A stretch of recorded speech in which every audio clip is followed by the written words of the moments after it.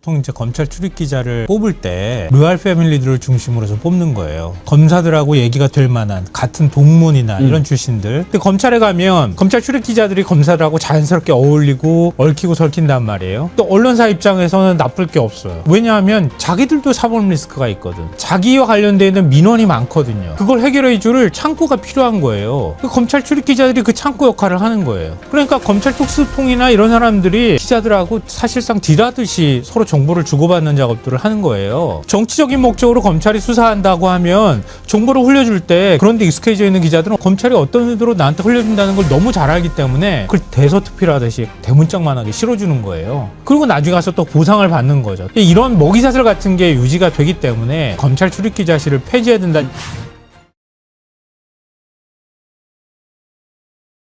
오늘 조작기소 국정조사 특위가 종합보고를 하고 이제 마치게 되잖아요. 네. 네. 그동안 국조특위 가동된 것 가운데 성과가 제일 컸다는 평가가 있어요. 그렇습니다.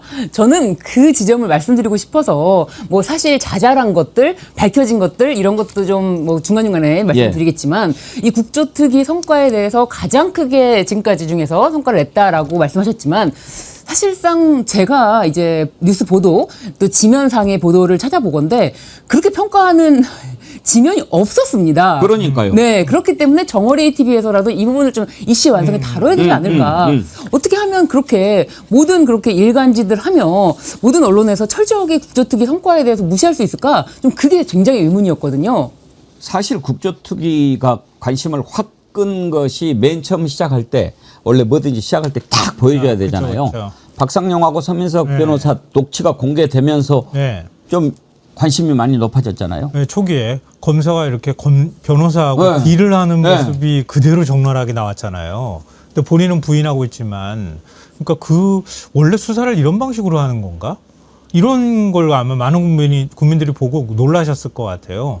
그러니까 그동안에는 이제 이렇거든요. 과거 재심 사건들도 마찬가지지만 법대에 있는 사람들이 알아서 판단할 문제. 우리는 잘 모르는 일이야. 근데 한 10년쯤 지나가지고 그때 억울했어요. 이렇게 얘기를 해야 겨우 재심 가가지고 무죄 판결 나는 이런 거였거든요. 그러니까 세상에 그들만의 리그가 따로 존재했다는 걸 알았는데 그럴 줄 알았는데 이번에 보니까 이렇게 달라질 수도 있는 거구나라는 걸 실감했을 것 같아요. 오늘은 이제 종합보고인데 지난번에 쌍방울의 김성태 증인으로 나와라 했는데 안 나왔잖아요. 네. 동행명령장도 발부하고 그랬는데 오늘 이제 나와서 지금 증언을 하고 있는 것 같은데 네. 혹시 현장 한번 볼 수 있나요? 준비되면은 연결 한번 해서 지금 나오네요. 한번 봅시다.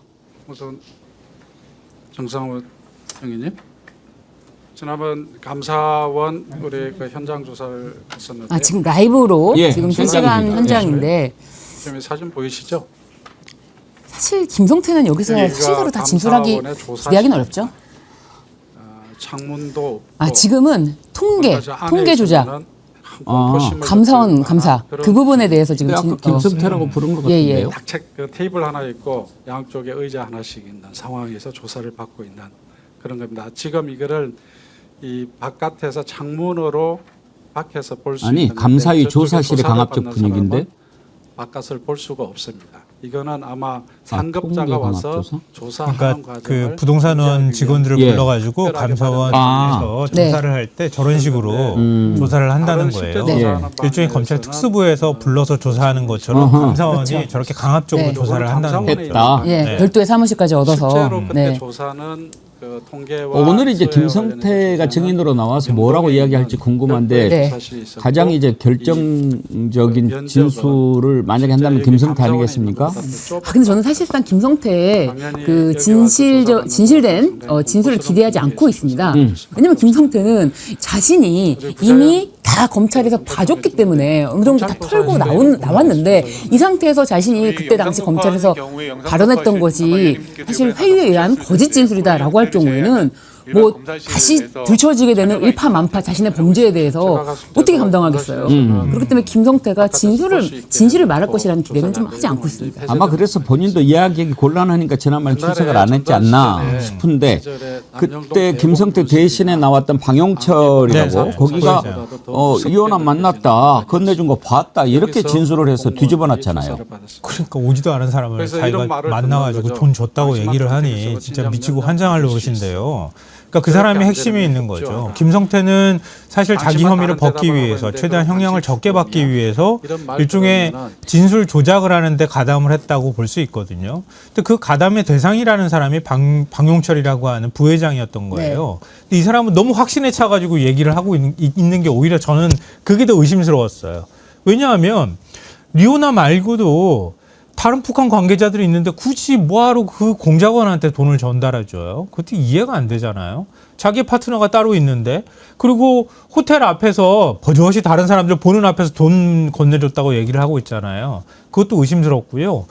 우리나라에서 북한 공작원을 제일 잘 추적하는 곳이 어디겠습니까? 국정원 아니겠어요? 그렇죠. 근데 국정원은 안 갔다면서요. 안 갔다고 하는데 굳이 갔다고 그렇게 어거지를 써가면서 얘기한다는 얘기는 여기서 거짓 진술을 한다 하더라도 확인할 방법이 우리가 마땅치 않다는 걸 너무 잘하는 거죠. 아니 북한에 있는 리오남을 부를 겁니까 우리가?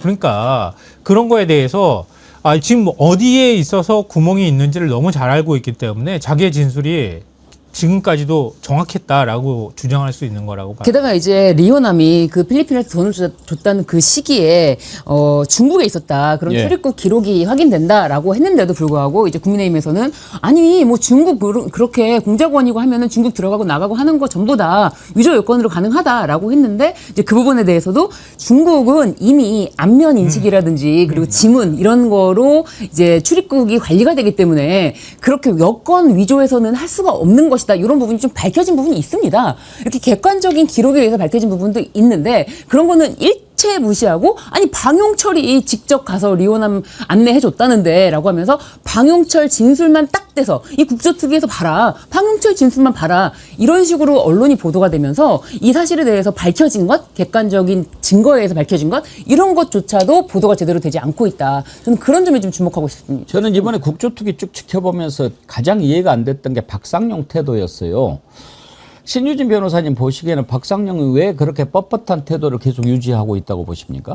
박상용은 제가 봤을 때는 자신이 혼자서 이 모든 일을 꾸민 게 아닌데 자기만 여기 불려 나와서 어떤 진술을 하게 됨으로써 자신이 처벌 대상으로 완전히 이렇게 딱 지목이 되잖아요. 너무 그게 억울한 거죠. 그래서 계속 하고 싶은 말은 나는 다 보고했다. 나는 다 보고했다. 윗선에서 보고했다. 이 얘기를 계속하면서 사실상 국조특위에서 진술을 하지 않음으로써 방송을 돌아다니면서 하고 싶었던 가장 큰 이야기가 그거예요. 나 좀 살려줘네요. 네네. 나는 다 보고했고 나 혼자서 할 수 없는 일이다. 제발 그거를 알아라. 이제 그런 얘기를 간접적으로 하면서 뭐 자신이 아무런 뭐 잘못이 없다라는 식으로 말을 하는데 사실 박상용 검사의 녹취록도 사실 그 녹취록이 국조특위를 통해서 나온 거 아닙니까? 국조특위가 없었다면은 그렇죠. 그런 녹취록을 다시 한번 발견하겠다라는 그런 생각도 안 했을 거예요. 저는 정말 놀란 게요. 이 서민석 변호사가 사실 뭐 이제 여러 가지 뭐 공격받을 지점도 있었고 그런데 다른 걸 다 떠나서 본인도 억울함이 있었을 거 아니에요? 본인의 입장에서. 그렇다면은 야 이걸 내가 어떻게 풀 수 있을까? 정말 골머리를 쓰다가 뭐 핸드폰에 있던 자신도 몰랐던 그런 녹취록이 세상 밖으로 나오게 된 거 아니겠습니까? 저는 그거 하나만으로도요. 이번 국조특위 성과가 진짜 어마어마하다고 생각하거든요. 그래요. 우리가 흔히 부산물이라고 하잖아요. 저는 이번에 조작기소 국정조사 특위하면서 부산물로 국민들이 알게 되는 네. 것 가운데 하나가 아하 검찰한자들이 수사를 할 때 저런 식으로 막 그 협박을 할 때는 배를 갈라서 장기를 끄집어내고 뭐 또 가족 환부를 사진 막 드러낼 이런 수 식으로 있다. 해서 어르고 막 달래고 협박하고 그러기도 하고 그다음에 수감 중인 죄수 불러가지고 연어 먹이고 술도 마시고 그렇게까지 하면서 막 이렇게 하고 이따위로 수사를 했구나 하는 것을 알게 된 것도 부산물인 것 같아요. 그렇죠. 네, 그렇죠. 그 자리에 가보지 않은 사람은 아무도 모르죠. 그러니까 일반 형사범 같은 경우에는 이런 식으로 조사 안 할 거예요. 그러니까 경찰 단계에 옛날에 우리 영화 나오는 것처럼 경찰 막 무슨 잠깐만 그런 다음에 카메라 가리고 난 다음에 진실의 방으로. 진실의 방으로 그런 다음에 헬멧 씌워가지고 막 때리고 이렇게 하는 건 아주 옛날이나 있었던 방식인 거지 검찰이 이렇게 할 거라고 많은 분들은 상상을 못했을 그러니까요. 거예요. 근데 이번에 보니까 불과 몇 년 전이란 말이에요. 몇 년 전에도 피의자 불러가지고 조사할 때 사실상 감금 상태에서 조사하다시피 해버리고 그리고 그 사람한테 내가 장기를 꺼낼지 환부를 도려낼지는 내 마음이야. 알아서 잘 판단해. 근데 조사한 내용이 있단 말이에요. 검찰이 어떤 방향으로 조사하고 있는지를 누구보다 잘 알고 있단 말이에요. 피의자 입장에서는. 아, 어떤 답을 나한테 원하는구나. 라는 걸 너무 잘 알고 있는 상황인데 그렇게 말하면은 당연히 검찰이 요구하는 대로 말을 들어줄 수밖에 없는 거잖아요. 그렇게까지 강압하다가 옛날에 학생운동 했던 사람들한테 고문할 때도 그렇게 했는데요. 막 고문하고 난 다음에 그 다음에 가족사진 보여주고 아니면 담배 한 개 피우고 난 다음에 아 미안해 이러면 사람이 갑자기 마음이 확 풀어진단 말이에요. 가족사진 보여주고 난 다음에 아유 좀 가족 보고 싶지. 옛날에 했던 방식을 그대로 갖고 와가지고 지금도 하고 있다고 보는 거예요. 그러니까 검찰이 어떻게 이렇게 수사를 할 수 있습니까? 그리고 그 정점에 있는 꼭지점에는 이재명 당시 대표가 있었던 거죠. 그러니까 그건 누구나 다 아는 사실이었단 말이에요. 그러니까 검찰이 수사 과정에서 어떤 행태나 어떤 일들을 벌여왔는지 이번에 국조특위를 통해 가지고 만천하에 다 공개가 됐다고 봐야 되는 거죠. 맞습니다. 이 정치 검찰 조작 기소 사건들에 대해서 이제 크게 이제 총 7가지 사건인데 크게 나누자면은 문재인 정권 당시에 고위층에 대해서 어떻게든 잡아보자 이런 게 있었고 그다음에 윤석열 대통령으로 만들어보자 이런 게 있었고 그리고 이재명 대통령 후보 당시 후보였죠. 2021년도부터 시작해서 그 사건을 어떻게 하면은 대통령에서 낙마시킬 수가 있을까 이제 그런 부분도 있었고요. 그리고 이재명 대통령이 되고 나서도 이제 이건 무조건 계속 끌고 나가서 꼬리를 시켜야 된다. 이런 식의 흐름이 있었던 거예요. 이게 정치 검찰이 아예 혼자서는 못했다라고 보여지는데 저는 언론과 합작품이라고 생각을 합니다. 검찰도요. 언론과 이렇게 합작이 되지 않으면요. 그 힘을 밀고 나갈 수가 없어요. 추진력을 받을 수가 없어요. 그래서 2021년 9월부터 이제 9월 무렵에 도이치모터스 사건도 이제 수사가 됐고 그리고 그 당시에 이제 쌍방울 사건도 막 수사가 되는데 대북송금 사건도 수사가 됐는데 2021년 9월 무렵에 쌍방울 대북송금 사건을 수사를 담당했던 1기 수사팀이라고 보는 김태훈 검사장이 이번에 나와서 국조특위에서 또 진술을 한 게 있어요. 얼마 전에 이재명 대통령이 사실 우리 정어리 TV에서도 어저께 다뤘지만 이재명 대통령이 동아일보에서 신문 한국 신문상까지 받았던 대장동 그분 절반은 그분의 것이라는 그런 것은 오보 아니냐, 이제 밝혀진 거 아니냐. 그렇다면 이제 그 수상 취소하고 그리고 사과해야 되는 거 아니냐. 이제 이렇게 지적도 하셨는데 그 부분에 대해서 오보라는 것을 정확하게 김태현 검사장이 나와서 진술을 했거든요. 그게 오보였고 본인은 당시에 언론에 법조팀장들한테 법조팀 간사들에게 다 설명을 했다는 거예요. 이건 사실이 아니다. 녹취록에 이런 게 없다. 이렇게 얘기를 했는데 전혀 정정되지가 않았다. 이런 얘기를 했고 그럼에도 불구하고 지금도 마치 그거는 그냥 그분이 아니었나 보지 다른 분이 있었나 보지 이런 식으로 퉁치고 넘어가는 이런 행태가 계속되고 있거든요. 그래서 김태현 검사장이 정확하게 찝은 언론 법조팀장들에게 다 불러서 알려줬다라고 하는 부분도요. 어디에도 기사를 찾을 수가 없습니다. 어디에도 기사를 찾을 수가 없어요. 그러니까 이게 언론의 치부이기도 한데요. 예. 겉으로 잘 얘기가 안 되는 것이기도 하지만 보통 이제 검찰 출입 기자를 뽑을 때 루알 패밀리들을 중심으로 해서 뽑는 거예요. 검사들하고 얘기가 될 만한 같은 동문이나 이런 출신들 아니면은 자기 부친이나 자기 가족이 검사 출신이거나 변호사인 사람들, 고위직이었던 사람들 이런 사람들의 자녀들을 주로 검찰 출입 기자로 많이 보내는 거예요.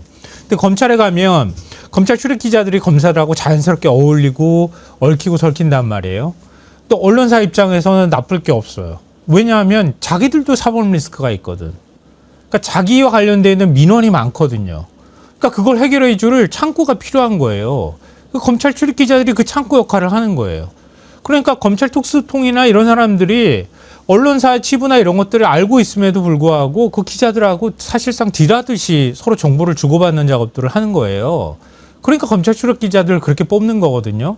그러면 정치적인 목적으로 검찰이 수사한다고 하면 정보를 흘려줄 때 기자들이 그런 데 익숙해져 있는 기자들은 어떻게 하겠습니까? 검찰이 어떤 의도로 나한테 흘려준다는 걸 너무 잘 알기 때문에 그걸 대서특필하듯이 대문짝만하게 실어주는 거예요. 그리고 나중에 가서 또 보상을 받는 거죠. 다른 방식으로. 이런 먹이사슬 같은 게 유지가 되기 때문에 그래서 사실 검찰 출입기자실을 폐지해야 된다는 얘기를 끊임없이 했던 거예요. 예. 그리고 지금 이제 대장동 수사 지휘했던 송경호 네. 전 서울지검 중앙지검장 네. 오히려 대장동 항소 포기에 대해서 국정조사 특검이 필요하다 이렇게 지금 주장을 해요. 네. 어떻게 생각하십니까? 그러니까 자신은 잘했는데 이거를 항소를 포기함으로써 이거를 다 망쳤다. 그런데 항소를 어떻게 포기할 수 있냐? 이건 뭔가 외압이 있다. 네. 이런 식으로 이제 프레임을 또 만들고 싶은 거예요. 이러면서 사실 검찰이 늘 하는 방식인데 자신이 공격을 당했을 때 다른 프레임을 만들어냅니다. 다른 프레임을 만들어내면서 여기에 집중하게끔 그게 논쟁이 되게끔 거기다 불을 지피는 건데 이미 그 건에 대해서는 이미 항소 포기했고 검사장들이 집단 항거를 하자라고 했고 몇몇 검사장들이 거기에 연명서에 이름을 올리기도 했단 말이에요. 그랬는데도 불구하고 그게 논점이 되지 못했어요. 그런데 다시 한번 살려보자. 자기가 살 길은 그거다. 그렇게 해서 빠져나갈 궁리를 하는 게 아닌가. 근데 송경호나 강백신 검사들 보면서요, 제가 진짜 되게 뻔뻔하다고 생각했던 게 뭐냐면 재창용이라고 예. 녹취록 들려주니까 그 재창용이라고 들리는데요, 이렇게 본인이 얘기해요. 근데 검찰 공소장에는 실장님이라고 돼 있어. 실장님이라고 돼 있는 이유는 뭐냐면 그 정진상 실장을 개입시키면 그 다음에 자연스럽게 이재명 대통령이 연결이 되는 거거든요. 그러니까 그걸 알리바이를 만들기 위해서 재창용이라고 하는 표현을 굳이 실장님이라고 만들고 위례신도시라는 표현을 위도신이라고 해서 바꾸고 이런 작업들을 검찰이 했고 그걸 자기네가 확인했다고 하면 국조특위에서 청문회장에서 그게 드러났다고 하면 부끄러워할 줄 알아야지. 아니 검사가 사실관계를 얘기하는데 제일 중요한 사실관계잖아요. 왜냐하면 그동안에 그렇게 수사를 많이 했던 이유는 뭐냐면 이재명이란 정치인을 여기 사건에 개입시키기 위해서 했던 거란 말이에요. 그 중간고리를 찾아내는 작업들을 했던 거고 거기에 정진상 실장이나 김용전 부원장이 그 두 사람이 들어가 있었던 거란 말이에요. 그러니까 그 두 사람을 넣기 위해서 이렇게 녹취록 내용을 조작했다고밖에 볼 수가 없는데 그 수사를 담당했다고 하는 검사가 나와가지고 자기가 제가 들어도 재창용이라고 들리는데요. 이렇게 얘기를 하면서 그거에 대해서 부끄러워할 줄 모르면 어떡합니까? 아무튼 이제 뭐 송경호 입에서 특검 얘기가 나왔는데 어떻습니까? 국조특위 끝나면 이 부분은 특검으로 또 이어져야 되는 거 아니겠습니까? 그렇습니다. 이 국조특위에서 이 밝혀낸 사실들이 있는데 이거를 그냥 여기서 그냥 밝혀냈다라고 끝내면 아무런 의미가 없게 되는 겁니다. 이런 성과를 가지고 반드시 특검을 통해서 이 부분에 대해서 불법 있었으면은 처벌을 해야죠. 아니 왜 검사들은 불법을 저질러 놓고도 처벌받지 않는 그런 특권 집단이 돼야 됩니까? 저는 그게 말이 안 된다고 보고요. 제가 이제 들어오기 전에도 우리 또 김성환 평론가님에도 경향신문은 왜 그럽니까? 라고 여쭤봤는데 경향 뭐 있어요? 아니 뭐 있는 걸 떠나서 지금 국조특위에서 지금 검찰들의 민낯, 뻔뻔함 그리고 그간 있었던 소소한 큰 불법 행위들이 드러나고 있음에도 불구하고 이원석 전 검찰총장 당시에 7초 침묵으로 윤석열에게 항거했다고 보여지는 그 이원석 검찰총장은 그래도 싫어지면 그래도 사람들한테 말이 먹힐 거라고 생각을 했는지 이원석 검찰총장을 2주 전에도 그리고 또 1주 전에도 별도로 아주 지면을 다 할애해서 인터뷰를 실으면서 그랬어요? 이 국조특위는 삼권 분립에 반한다. 이 국조특위는 잘못된 거다. 정말 열심히 애써서 수사한 검사들을 부르다가 국회에서 뭐 하는 거냐. 근데 왜 김성환 평론가한테 물어봐요? 김성환 평론가가 경향신문 사장인가? 아니 그게 아니라 그런 논조를 담고 있는데 도대체 왜 그러는 거냐. 도대체 너무 이해가 안 되는 거예요. 예. 경향신문은 도대체 왜 그러는 것이며 물론 조중동에겐 기대도 하지 않았습니다. 근데 왜 경향신문까지 그러는 것일까. 그래서 이제 그 부분에 대해서도 좀 말씀을 드리고 싶었습니다. 근데 이원석 총장은 좀 거기도 역시 창피함을 잘 몰라요. 전혀 없습니다. 7초 침묵? 네. 지금까지 그러니까 검찰총장으로 있을 때 제일 센 저항이 7초 침묵이었던 그렇죠. 거예요. 다른 거를 저항을 안 했던 거 아닙니까? 그러니까 대장동 수사나 다른 수사도 다 그렇게 했던 거고 도이치 사건도 사실은 질질 끌려가다가 마지막에 인사권도 행사 못하고 그냥 무혐의 처분하는데 사실 일조했던 거란 말이에요. 이원석 총장이 제일 잘못한 게요. 그때 당시에 본인이 내가 직을 걸고 이거는 김건희 그쵸. 구속시킨다. 그렇게 하고 나왔으면 지도 살고 검찰도 살았어요. 그런데 자신이 7초 침묵했다라고 하는 건 뭐냐면은 그건 침묵으로 굴복한 거거든요. 무언의 굴복이야. 그러니까 지금 결국은 검찰이 없어지게 됐잖아요.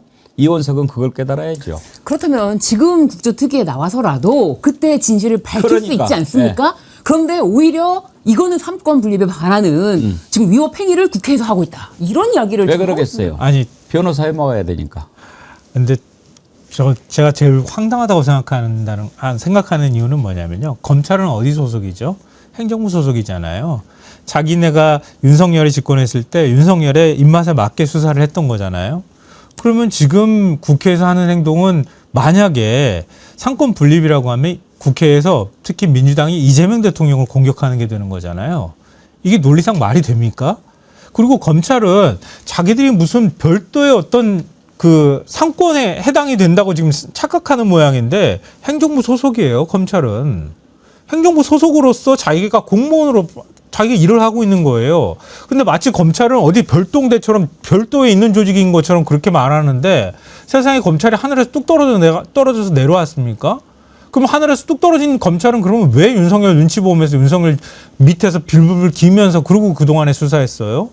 말도 안 되는 주장을 하고 있는 거예요. 그러니까 떠들 자격도 없고 논리적으로도 맞지 않는 얘기를 지금 하면서 얘기를 하고 있는데 뭐 예를 들면 100번 양보해서 판사를 불러가지고 민주당이 그 공소 취소하든가 아니 재판 과정에서 아예 그냥 무죄 선고를 해버리라고 하면 그러면 개입했다고 주장할 수는 있겠지만 검사가 수사를 잘못해가지고 조작했다고 하는 부분에 대해서 입법부에서 불러서 청문회를 하는 걸 청문회가 원래 그런 제도인데 청문회 하는 거를 그걸 재판 개입이라고 얘기하는 건 사법부 뒤에 검찰이 숨는 거나 마찬가지라고 봅니다.